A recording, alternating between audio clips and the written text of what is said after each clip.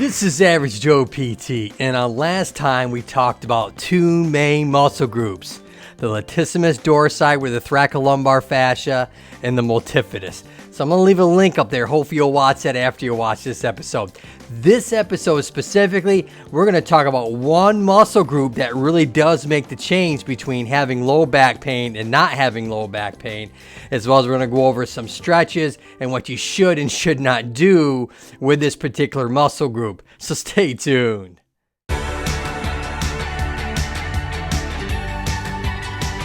We're going to get right to it. That one muscle is called the quadratus lumborum. Now on the internet, you're going to see all types of crazy people try and stretch it, try and do some sort of trigger point release to it by maybe having you lie on a tennis ball or a golf ball and just rolling on it. Well, that particular muscle runs from the top parts of your ribs all the way down to the top of your hip in the iliac process. And so the big thing with that is it's the deepest muscle in your lower lumbar spine. And when you're having lower back pain, guaranteed, when you think you're rubbing your pain on the sides, that's actually that muscle group that's causing a lot of pain. So let's go over the number one reason why you're having pain in that in the first place. It has absolutely nothing to do probably with a disc herniation or bulge. It probably has absolutely nothing to do with degenerative disc, that flattening down. It has absolutely probably nothing to do with facet syndrome, which is this right here. What it probably has everything to do is what I call the letter C, sitting. It's that postural issue where people, when they sit, they literally sit like this and their back is rounded out. What happens when your back is rounded out? This muscle group that sits in there nice and deep in that lower part of your back, as well as along that hip area, gets over elongated. When something gets over elongated for long periods of time, it starts to give you pain. And so it's the same idea with the neck area.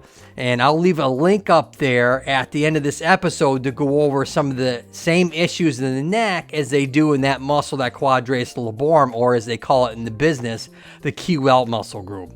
So when that's over elongated for long periods of time, it ends up wanting to go into spasm or give you what we call active trigger points. And that's the exact same thing that happens in a muscle group on your neck. It's called the levator scapula that I've talked about in the past. And like I said, I'll leave a link up after this.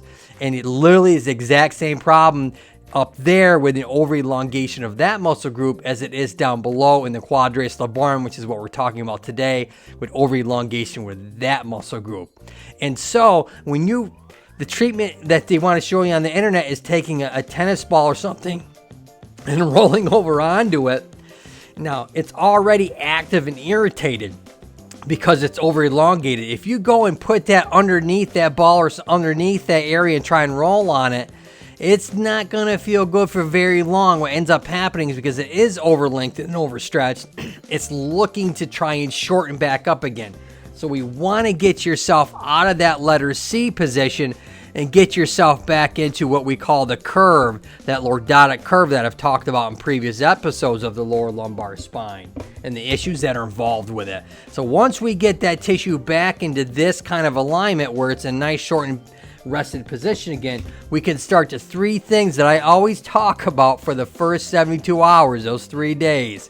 You want to ice it. You want to rest it. You want to do anti-inflammatories as well as get yourself out of that position that's causing that over elongation in the first place.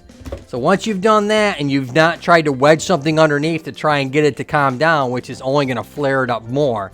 Now, caveat to that. Now, when you go ahead and initially put something underneath there to try and reduce that active trigger point, it's going to feel good for a second because you're causing that counter pressure. You're going to get maybe some endorphins, hormones in there to make it feel good. But let me tell you, that won't last very long.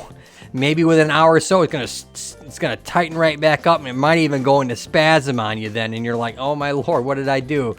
It's coming from you tried to do something you really shouldn't have done in the first place.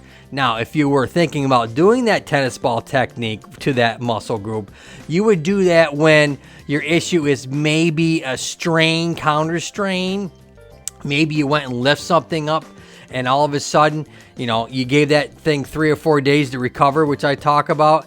and then it's just kind of tight and stiff, then you can go ahead and do that to try and loosen that up. But don't try and do that before you've gone through the things that I'm going to tell you about today.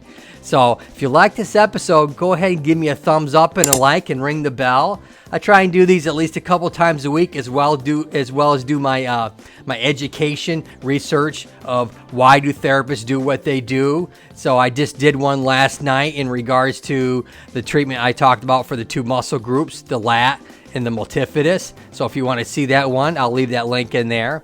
And so mindful of that, I'll probably do an education research based on the muscle group that I'm talking about today, the QL muscle. So, all right. So what I want to focus on now is the stretching.